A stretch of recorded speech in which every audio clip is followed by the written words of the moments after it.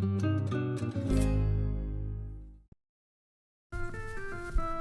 everyone, this is Mate. I'm the founder of Yenkassa. And with Yenkassa, we've been collecting stories, histories, tradition, customs from sub-Saharan Africa, from the older generation, and finding means to pass it on to the younger generation in ways they can assimilate the stories and our history and tradition customs. Today, we're starting something new where we're just sitting with friends and having conversation about what we know about our traditions and our customs and our histories. And so I'm here today with my friend Aweh. And when I first met Aweh, we had a great conversation, and I learned so much from her that I thought it would be great for her to share some of her knowledge with you guys. Today's topic is around names and the importance of names in sub-Saharan Africa. My names are Mate Kojo Odonko, and the Mate means that I'm the third boy born in the family. And then the Kojo simply means that I was born on a Monday. And my last name Odonko, there are two families actually in Ghana that have the Odonko last name.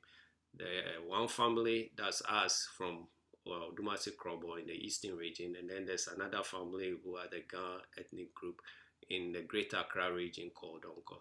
So when you go to Ghana and you mention all three of my names, with a combination of all three names, then they'll take you to my hometown because they will know very well that the Mate Kojo Odonko is a Krobo name.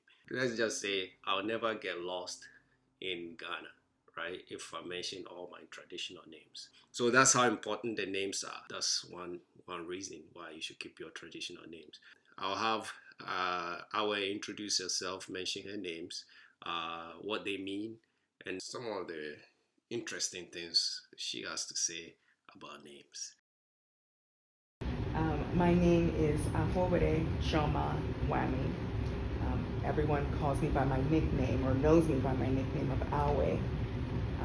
Awhuowere, I was named after my aunt, who is my father's older sister, who pretty much raised him after his parents died, especially after his mother died.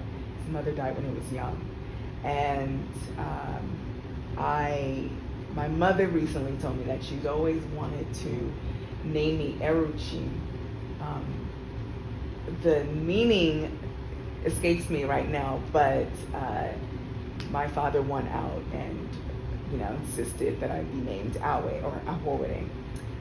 Wami is Awhuowere means she came from God or gift from God or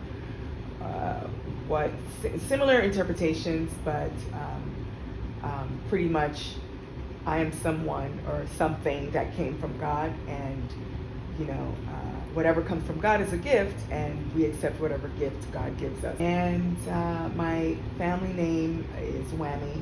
It's my father's side, and from the region of Nigeria that we're from, the Delta region of Revisi, the Wamis are pretty well known, and it seems like we're everywhere, but I'm just most familiar with the ones that are here in the United States. So yeah, that's my name. Awesome. Yeah. So now that we've talked about, explain what our names are, what do you think is the implications for, letting go of our original traditional names and picking up like foreign names? That's to me, that is, in my opinion, that's throwing a lot of history books away. It really starts with not passing on your native tongue to your children. Like, I'm conscious of the fact that I missed out on a lot because I was never taught our language or, any other language, which is a very American thing, to only know one language. And so I think that if I was in Nigeria, I would know several languages, at least two other languages, like my parents. And there are people give a lot of reasons why they let go of their traditional names. Yeah. I even see the Chinese do it sometimes when they arrive here. Yep. They pick up like Helen, and they pick up like those really Old school names. English names too. You see it with Koreans because yeah. a lot of them are Christian. So Right. there's a lot of Grace, Helens. I think that it's fun. My mother, for instance, is the only one in our house. I found out only like less than 5 years ago that my father had an English name, Kingsley, which I'm sure there's a lot of guy named Kingsley. My mother is the only one with an actual English name. All the kids. So that's the irony, that they didn't teach us our language, but none of us have. We have very Aquarian names, very long names. Like my name is 9 letters, not long. My sister, I have a sister who has 10 letters in her name. They're long and they're traditional Aquarian names. And my mother's the only one who her parents named her, like my mother's name is Judith, her mother's name is Jessica, and her father's name was Gershon. Very British, very English, old school, names. And one of her brothers was named Bertram. Very English, But the rest of their kids and all of us, our generation, all of our names are.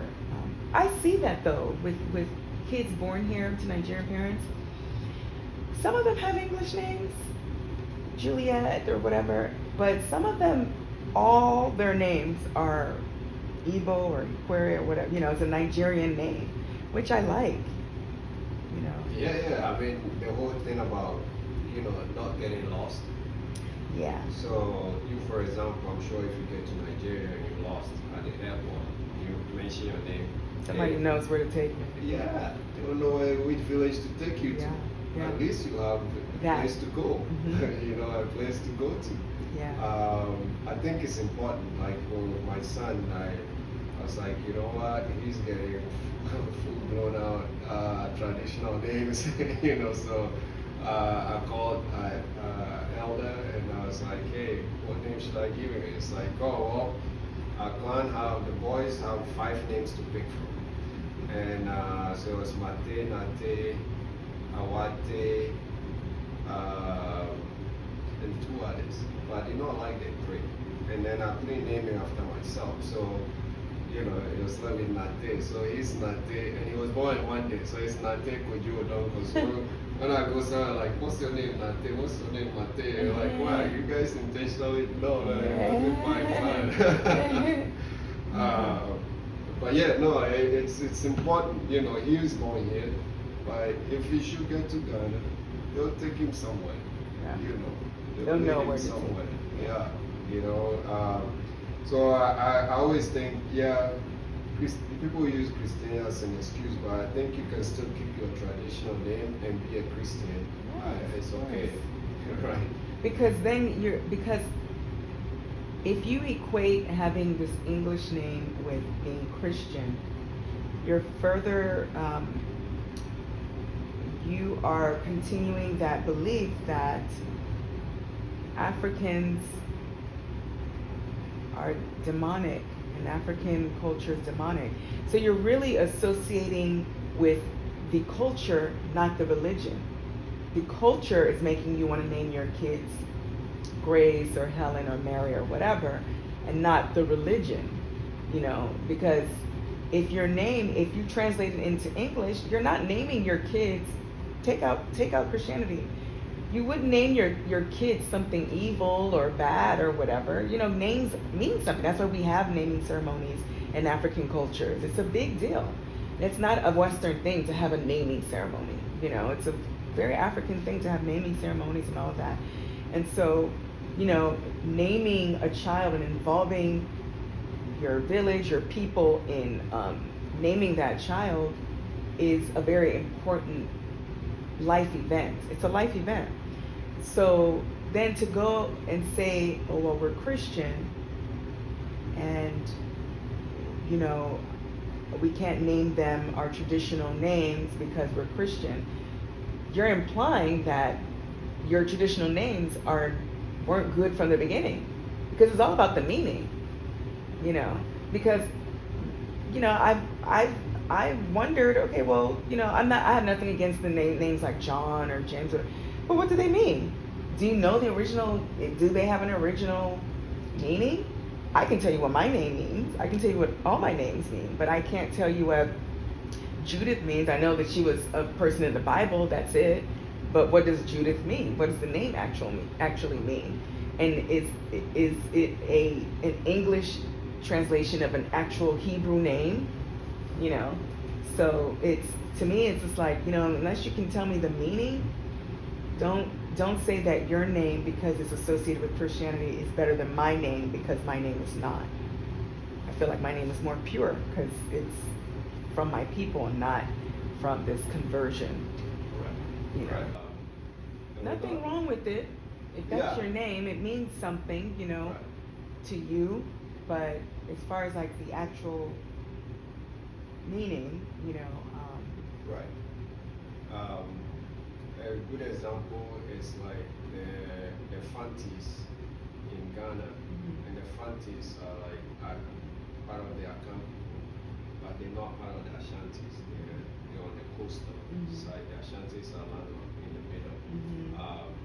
But the Fantis, most of them changed their names to like, because that's where the two big slave castles are built, right? And so they were more entrenched in the European culture when the colonizers came and settled with them, right? They did not fight them. Almost everyone else kind of resisted some way, somehow. So they kept their own cultures and stuff. But the Fantis, they gave up a lot, right? And so they changed most of them changed their names. Majority of them changed their names to like European names. Even their last names. Exactly. So you have Fantis who don't know what the original last names were. All they know is the European last name. So you'll have first name, middle name, last name, all European, right? It's now that some of them are starting to change their names back, a few, but it's difficult to change it back. Like, what are you gonna call yourself as a last name if you don't remember what your last name is? So initially we were talking about some of the names, some of I was saying in Ghana, they had like names like Takashi, Soyo, right? So if you go to Japan, they also have Takashi, and also like I have a friend of mine whose last name is Akita, and when you go to Japan, there's an Akita there too. So I was trying to figure out, well, is there a connection there, right? Yeah, and so what do you think? I do believe that there is a connection between Asian cultures and some West African cultures. I had mentioned before that I don't know this football player's name. There's a football player in the NFL who I think retired some time ago, but his last name, he was of, I want to say, Cameroonian descent, and his last name is Sa. He had a complex first name, so I can't pronounce it. It started with the letter N, almost sounded like Nkrumah or something like that, but it wasn't. It was a Cameroonian name, but his last name was Sa, S-C-H, which is a common last name for you hear with Koreans, South Koreans, I would say in particular. I do believe there's a connection. There are quite a few Yoruba and Igbo names that I've heard Japanese people answer. Definitely Chinese connection, because for instance, in Awhuowere culture and definitely in Igbo culture, you'll hear a lot of, like I told you earlier that my Middle name is Choma, and it's Chioma. You'll see Chi in a lot of Igbo and Awhuowere people's names. Like I have a brother named Kelechi. He's named after my father, Kelechi. My sister's name is Chimzi, Chimzi. I have a sister named Yemachi, Chinyere. So before missionaries, mercenaries came to Nigeria or the region to spread Christianity, from my understanding, definitely I think in Igbo culture, everyone had their own personal god, which so that's where the chi comes from. You know, you'll hear people say Chineke, you know, which is everyone had their own god, and which was, I think, the supreme god. I could be, you know, very, you know, people now in a Christian context would say Chineke, like, oh my God, you know, and that's, I believe, in Igbo. But before missionaries came, everyone had their own personal god, and so you'll see this in Latin American culture where they have saints and virgins for everything. There's a saint for everything. All they did was take their traditional deities and just, you know, then just transferred into the Catholic faith. That's what almost everyone does when Europeans came and spread the gospel.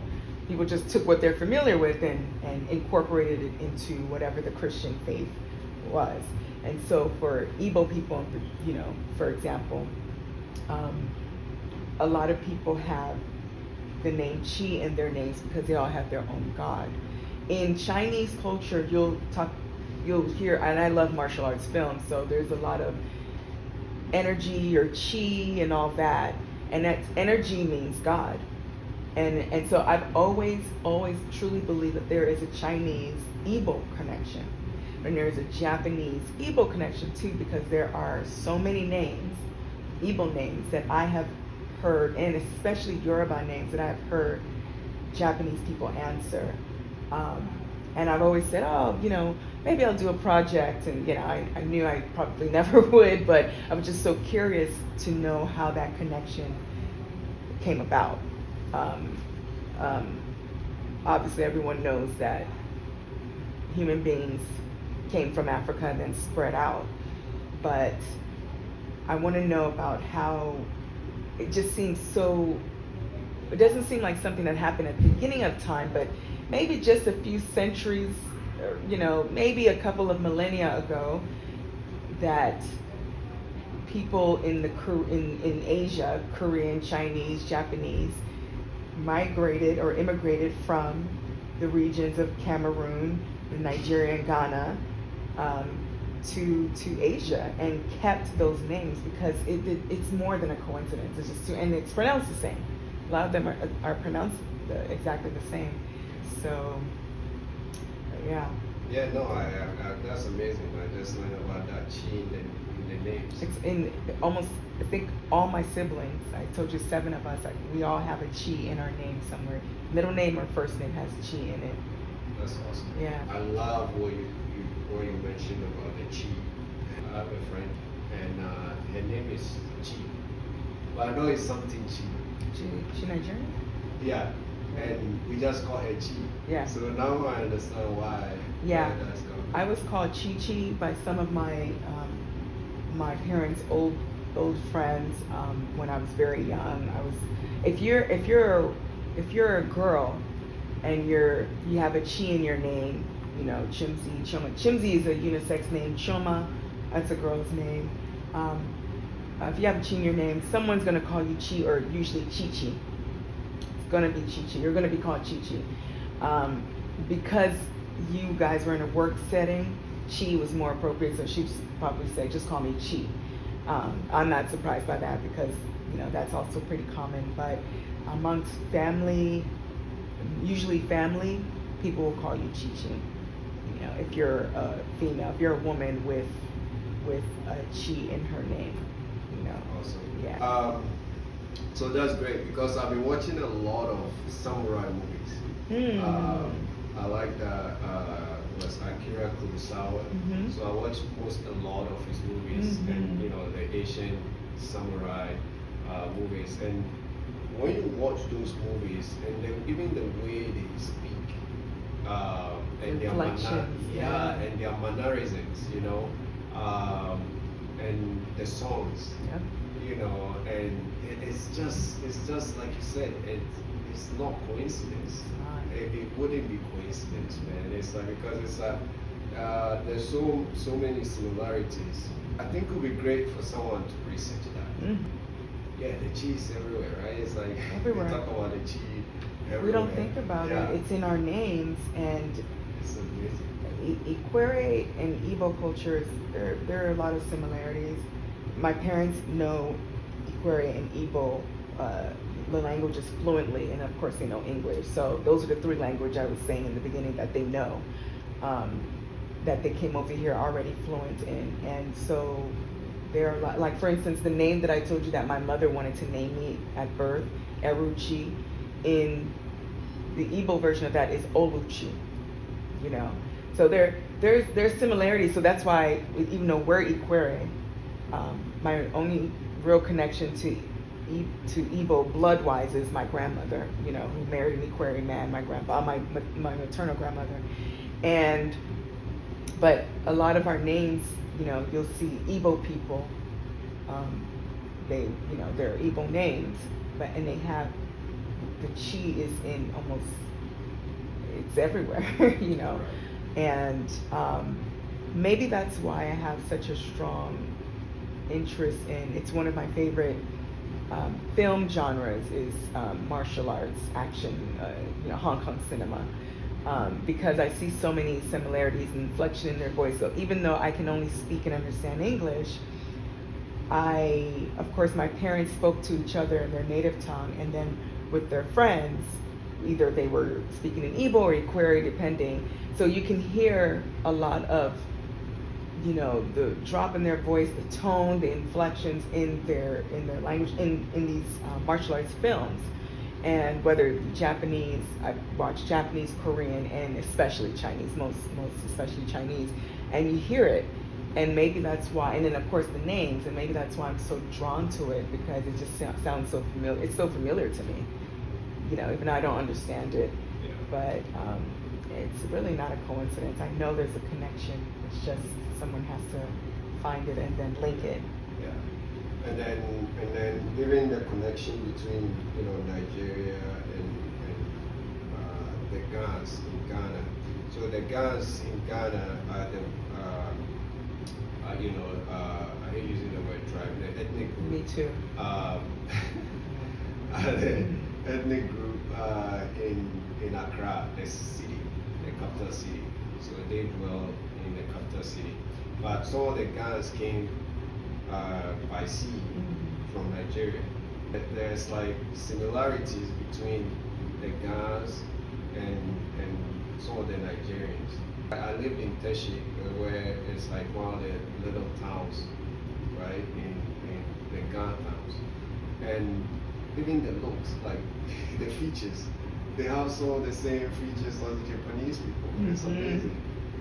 In regards to like features, it's so funny that you brought that up, because I've been asked, it's one thing to be asked by maybe, it wasn't something that's too common, but one thing to be asked if you have Asian blood by another black person, you know, but to have an Asian person, I've had 2 Korean people so far ask me if I was specifically Korean.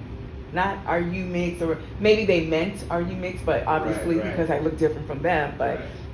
it's because of the eyes, Right. which I've always seen as a West African trait, Right. you know. Yeah. And again, that further, because as far as I know, I don't think we have history of mixing with my people and, you know, any Asian cultures. You never, you know, the world is small, so you never know. But it just further solidifies that proof that, you know, human civilization started in Africa and then branched out everywhere else in the world. And it was always a shock to me. It was a shock to me both times when I was asked that. You know, one by a Korean American, she was born here, and then one by a man who was clearly an immigrant, you know. So I just thought that was pretty interesting. I never thought that you would ever mistake me for someone who has Asian ancestry. But I think it's I believe that it's that similarity in not just the names, but now we're talking facial features. You just mentioned the Ga people, and it's kind of solidifying our theory that there's a connection, a blood connection, you know, somehow between our region in West Africa and those Asian regions, you know, in Northern Asia. Yeah, because also the landmass was different, right? Wow. It was all connected. It was connected. So it's easier to. Yeah. You said something earlier about, I don't know if it was the Ga people, the people who have settled in Ghana who came by way of Nigeria, either land or sea. And it's so funny because my uncle, so, you know, Selassie's wife is one of my best friends, and we were on Facebook commenting on something, or she commented on a post that I did, and, you know, she's hyphenated her name and his last name. And my uncle texted me, my uncle was born in Nigeria, texted me and said, who's Awhuowere? How do you know Awhuowere? And I said, oh, that's my friend, she's married to a Ghanaian, that's a Ghanaian. And he said, no, that's not a Ghanaian name. He said, it's not even a Nigerian name, that's an Awhuowere name, that's our people's name. He said, the only Awhuoweres I know of in America, they live in Texas. They live in Houston. There's a group, you know, of family and extended family, because there's a huge Nigerian population, you know, in Houston. And I said, are you sure it's an Awhuowere name? He said, yes, I know. You know the Awhuoweres. And I said, well, I never heard of it. And so I remember telling Selassie, because he's always been like, you know, Ghana, Nigeria, that playful rivalry. And when I told him what my uncle said, he said, okay, well, my great-grandfather, great-great-grandfather, I think I'm going to say great-grandfather, migrated to Togo, I want to say, from Nigeria. And I said, we could be family. You never know. Because the Awhuowere, we're a small group, you know. But when he said that, that solidified, like, oh, Awhuowere is not even a Ghanaian name. It's a Nigerian name. Specifically, it's an Awhuowere name, which is so, you know, it's easy to say, oh, that's an Igbo name or Yoruba name, because those are huge, you know, two of the largest ethnic groups in Nigeria, Hausa, Yoruba, Igbo. But to say specifically that your name you happen to be married to my best friend, and your name your name comes from my people. It's pretty, because I know he still has family in Togo. So it's pretty, that was a wild coincidence to me. Yeah. That's amazing. Yeah, it is. That's awesome. Yeah, it's, the Awhuowere's, his name, if you mention his name in Ghana, everybody will know he's from the Volta region and he's an Aweh. And, you know, when I was talking to the beat maker, you know, he was saying, we all came from all the way back from Israel. Mm-hmm. Was current present day Israel. That's what he was saying. Mm-hmm. You know, but you know, because we don't have the history written, mm-hmm. It's difficult to prove that. And he's not the only person that mentioned that. I went to interview one of the Ghana chiefs, and one of the guys on the streets was telling me, yeah, we're from Israel, and I thought, this guy is crazy.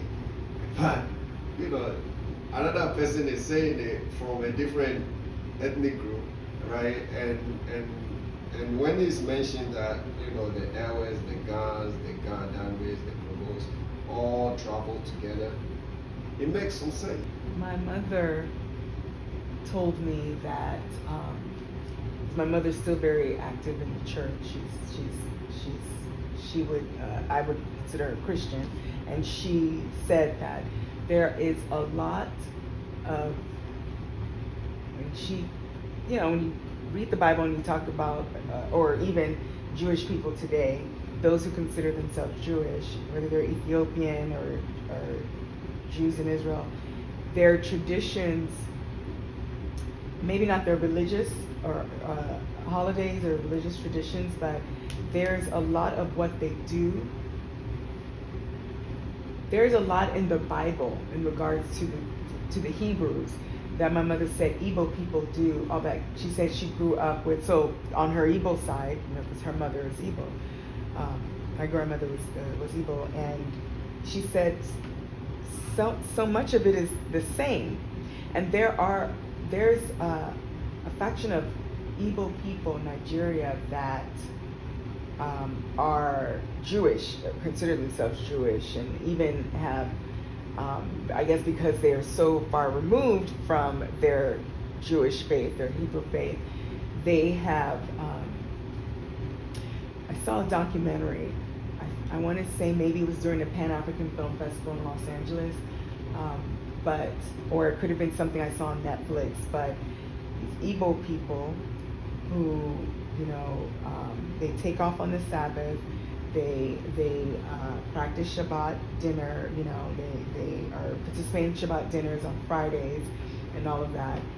They flew in a rabbi from the United States to help teach them like the way of life, like to make sure they're doing it right, whatever, but they consider themselves descendants from, children of Israel.